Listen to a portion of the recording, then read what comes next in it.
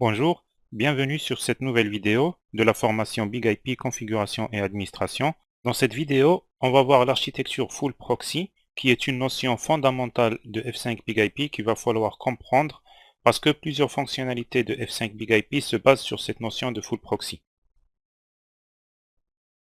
Donc là, on va voir les différents modes de proxy qui existent. On va voir comment fonctionne un Full Proxy. Puis on va voir les avantages apportés par un Full Proxy par rapport aux autres types de proxy. Alors, les proxys, c'est des intermédiaires entre les clients et les serveurs, et il existe plusieurs modes de proxy, et il existe également plusieurs classifications de types de proxy. Tout d'abord, la classification selon le sens du trafic. Alors, un forward proxy, c'est un intermédiaire entre les clients internes et les serveurs externes. Donc, vous voyez bien sur le schéma, les clients internes sont la source du trafic. Ils ont un forward proxy dans leur réseau, par exemple, et les requêtes destinées aux serveurs externes passent par ce forward proxy. Inversement, on a le reverse proxy. Alors, le reverse proxy, c'est un intermédiaire entre les clients externes et les serveurs de mon entreprise. Donc, le reverse proxy, comme sur le schéma, il se place devant nos serveurs et c'est lui qui reçoit les requêtes des clients avant de les envoyer au serveur. Ensuite, on a un autre type de classification qui classifie les proxys en half proxy et full proxy selon comment ceci gère la connexion. Alors, un half proxy, c'est un proxy que les connexions traversent pour arriver au serveur. Il ne coupe pas ses connexions en deux.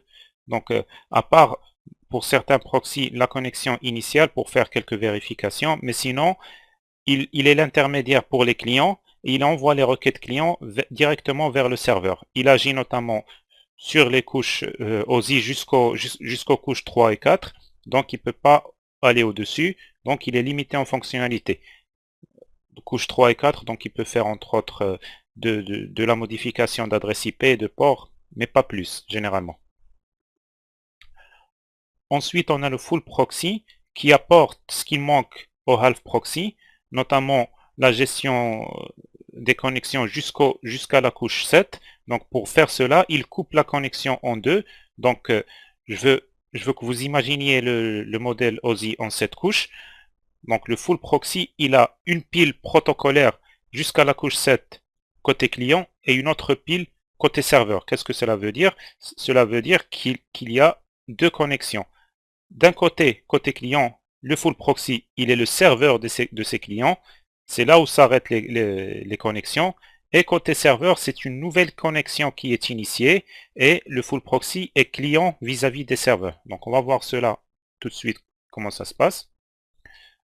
Donc, on a un client d'un côté, un serveur et un proxy intermédiaire au milieu.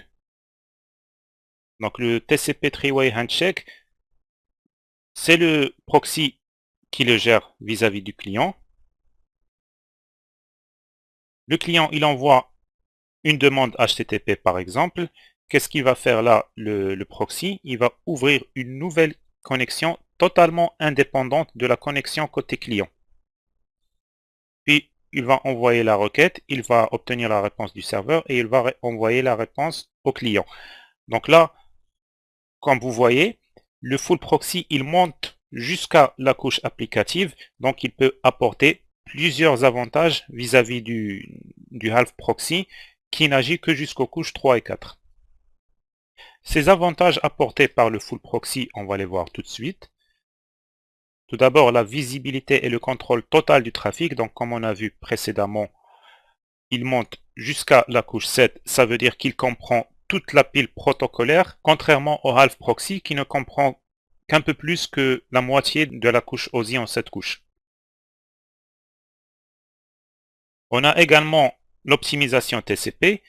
Donc, puisqu'il y a deux piles protocolaires, une côté client et une côté serveur, donc on peut gérer le TCP de deux manières différentes. Donc, on peut par exemple optimiser le TCP côté client pour des réseaux WAN, donc des réseaux qui ne sont pas généralement de très haut débit par rapport au LAN.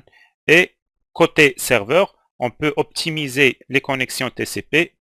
Donc, on peut améliorer les conditions de performance du trafic grâce notamment à cette notion de full proxy et de connexion et de piles protocolaires indépendantes l'une de l'autre. Ensuite, on a l'optimisation HTTP. Toujours de la même manière, donc on peut activer des choses sur le HTTP côté client et les désactiver côté serveur. Par exemple, la compression pour envoyer du trafic compressé sur le WAN et pour soulager les serveurs du backend. Donc on n'active pas la compression côté LAN et on l'active côté WAN, etc., etc. Ensuite, on a la terminaison SSL. Un full proxy peut faire de la terminaison SSL, donc il peut, grâce toujours à la séparation des piles protocolaires, il peut faire du HTTPS côté client et du HTTP côté serveur.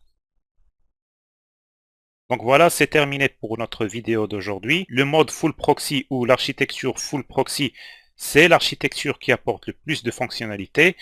En fait, on peut, si on le souhaite dans quelques cas, ne pas faire fonctionner F5 en tant que full proxy. On peut même le faire fonctionner en tant que routeur si on veut. Mais toute l'intelligence de la gestion du trafic, c'est avec le mode full proxy. Donc il faut bien assimiler ce mode-là. Et voilà, cette vidéo est terminée. J'espère qu'elle vous a été utile et je vous dis à la prochaine vidéo.